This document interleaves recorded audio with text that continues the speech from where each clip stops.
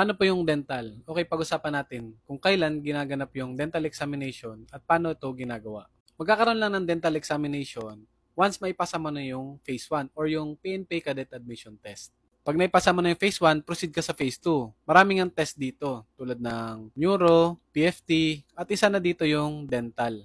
During dental, magkakaroon ka ng oral and dental examination. I-check nga ito ng isang dentista na affiliated or nagtatrabaho sa PNPA. Diyan i-check kung anong mga compliance mo para sa dental.